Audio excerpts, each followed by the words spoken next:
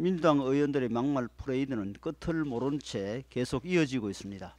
윤석열 정부가 계엄을 선포할 것이라니 도대체 현실 인식이 얼마나 왜곡되어 있으면 이런 터무니없는 생각을 할 수 있는지 정말 기가 막힙니다.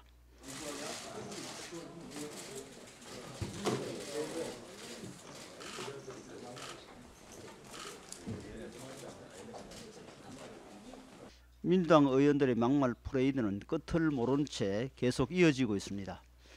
그저께는 모 의원이 친명 성향의 유튜브 채널에 나와 헌법이 규정한 탄핵 얘기를 안 하면 오히려 직무유기라며 탄핵하면 무슨 큰 난리라도 납니까? 라고 말했다고 합니다.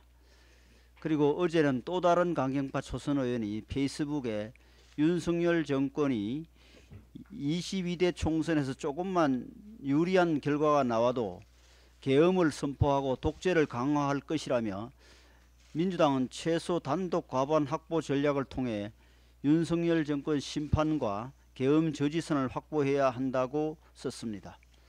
또한 다양한 세력 간 신뢰 확보를 위해 21대 국회에서 윤 대통령 탄핵 소추안과 대통령 임기 단축을 포함한 헌법 개정안을 공동 발의하자고도 말했습니다.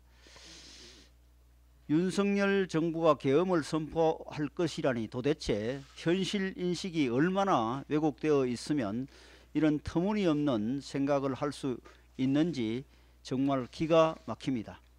또한 그들의 발언이 얼마나 반헌법적이고 반민주적인지 깊은 우려를 금할 수 없습니다. 탄핵 소추란 아주 무겁게 사용되어야 할 국회의 권한입니다. 헌법재판소도 대통령에 대한 탄핵은 국민이 대통령에 부여한 민주적 정당성을 임기 중 다시 박탈하는 효과를 가지기 때문에 탄핵을 요구하는 사유도 이와 같은 중대성을 지녀야 한다고 말한 바 있습니다. 하지만 민주당 의원들은 탄핵을 대선 불복, 국정운영 발목 잡기, 수사방해를 위한 도구로 여기고 헌법과 법률에 대한 중대한 위배가 없는데도 마구 휘두르고 있습니다. 헌법은 국민이 합의한 국가의 최고 정치 규범으로 헌법 개정도 광범위한 국민적 동의가 있을 때 행해져야 할 국가 최고 중대사 중의 하나입니다. 하지만 민주당 강경파에게는 탄핵과 개헌이 한낱 정쟁과 정치공학의 도구에 지나지 않습니다. 국회의원 각자가 헌법기관이라고 하지만 이렇게 헌법을 무시하는 사람들을 어떻게 헌법기관이라 부를 수 있겠습니까? 문제는 대한민국 헌법과 의회 민주주의마저 권력 정치의 도구로 삼으려는 이러한 발상이 민주당 강경파 의원들에게만 국한되는 것이 아니라는 점입니다.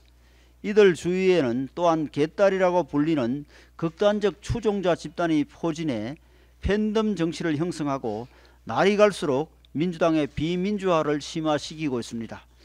오죽하면 과거 노무현 정부에서 일했던 고위 인사가 현재의 민주당에 대해 파시스트 행태를 다시 하겠습니다. 현재의 민주당에 대해 파시스트 행태를 보인다고 했겠습니까? 민주당이 진정 이 나라의 책임 있는 제1야당이라면 일부 의원들의 이러한 반헌법적, 반민주적 발언에 대해 엄중 조치하고 헌법을 존중하는 국민의 민주적 공당으로 거듭나야 할 것입니다.